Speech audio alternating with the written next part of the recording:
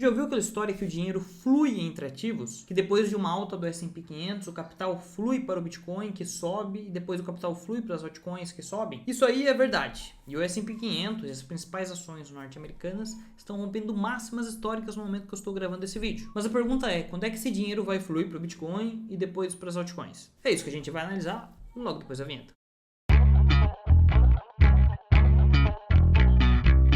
Salve galera, como é que vocês estão? Para quem não conhece, meu nome é Fernando Pereira. Sou trader, analista profissional, criador do setup de VWAP. No vídeo de hoje nós vamos falar sobre quando que essas ações e o S&P 500 irão parar de romper máximas históricas e enfim esse capital vai fluir para o Bitcoin e depois para as altcoins. Até porque essa ideia ela é comprovada. De fato, durante um bull market, primeiro o S&P 500 sobe e aí quando o mercado já faz um fundo, os investidores tendem a tomar mais risco, eles tendem a se alavancar. Então eles costumam vender S&P 500, por exemplo, para comprar Bitcoin. E depois que o Bitcoin sobe, que ele já fez um fundo, que ele começa a subir, os investidores tendem a tomar ainda mais risco, vender Bitcoin e aí sim ir para altcoins. E a gente vê essa ordem se repetindo por algumas vezes durante um bull market. Alta nas principais ações do mundo, depois alta no Bitcoin, depois alta em altcoins. Porém, entretanto, todavia, no final do ciclo, essa ordem se inverte. Isso porque quando o mercado se anima depois de altas, ele tende a tomar mais risco em ativos mais voláteis. Mas quando o mercado desanima em um final do ciclo, ele tende a vender primeiro ativos mais voláteis e depois os menos voláteis. E isso não é novidade, essa correlação está aí desde 2018, eu vou te mostrar. O ciclo de alta do Bitcoin entre 2015 e 2018 foi um dos mais importantes da história do Bitcoin. Foi o ciclo que popularizou as criptomoedas. A grande maioria das corretoras que a gente utiliza hoje foram fundadas nessa época, o que facilitou a adoção ao mercado cripto. Antes disso, comprar Bitcoin não era uma tarefa muito fácil e o spread era gigantesco. Mas com a popularização, essa correlação começou a entrar em vigor. Investidores passaram a utilizar o mercado cripto para se alavancar. E foi aí que a gente começou a ver essa correlação. S&P 500 subia primeiro,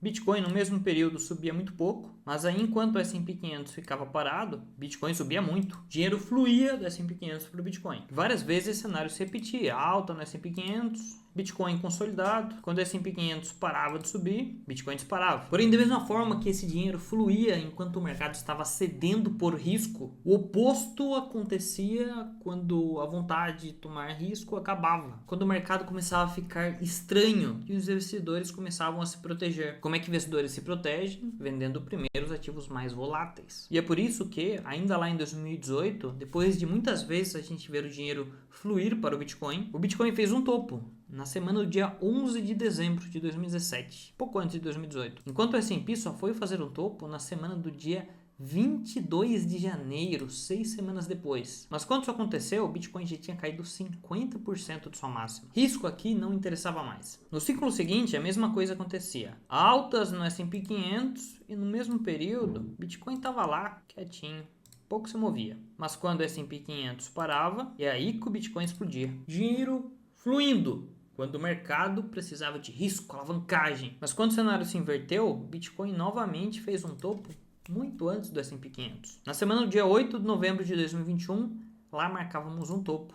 S&P 500 só foi fazer o seu na primeira semana de janeiro de 2022, enquanto o Bitcoin já caía 42%. O mercado correu antes dos ativos mais voláteis. Durante esse ciclo, mesma coisa. Fortes altas no S&P 500 e o Bitcoin lá, paradinho, consolidado, como se nada tivesse acontecido. E quando o S&P 500 se consolidava e andava pouco, é quando o Bitcoin explodia. Início do ciclo, mercado querendo tomar risco, ficando otimista. Mas agora o cenário é diferente. O mercado já não está mais tão otimista. O indicador de medo e ganância do Bitcoin 51, está neutro. A euforia não está mais presente. Isso é um problema. Não é a euforia que faz topo, é a ausência dela. É o fato de ativos menos voláteis, como por exemplo as principais ações do mercado norte-americano, estarem explodindo, rompendo máxima semana após semana. Enquanto que o Bitcoin vem de 3 semanas de queda e amargura 10% de queda nesse momento. O mercado está correndo de ativos voláteis, mesmo enquanto ativos menos voláteis vem ganhando força. Sim, é verdade, o dinheiro flui de ativos menos voláteis para mais voláteis, mas da mesma maneira ele foge primeiro dos mais voláteis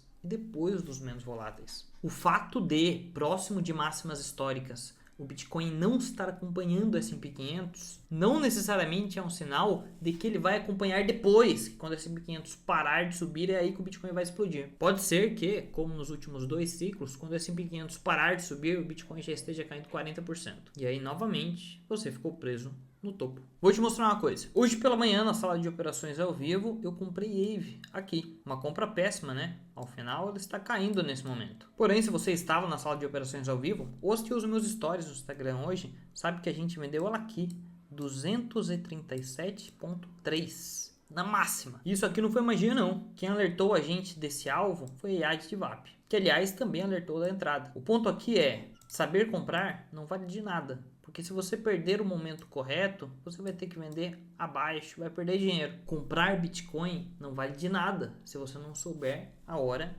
de vender. Assim como a gente fez com a AVE hoje. Você pode fazer 100, 200, 300% em algum ativo e achar que você mandou bem demais. Mas se não sair na hora certa, não vai ter valido de nada. Quando o S&P 500 fizer um topo, o Bitcoin provavelmente já vai estar caindo 40%. E aí é tarde demais. E você ficou preso no topo de novo. Eu não quero só te ensinar a comprar. Isso é a parte fácil do mercado financeiro. Eu quero te ensinar a vender. E por isso eu quero te convidar para participar de uma live exclusiva na quinta-feira, 19h30. Para você aprender de uma vez por todas o melhor momento de comprar e de vender.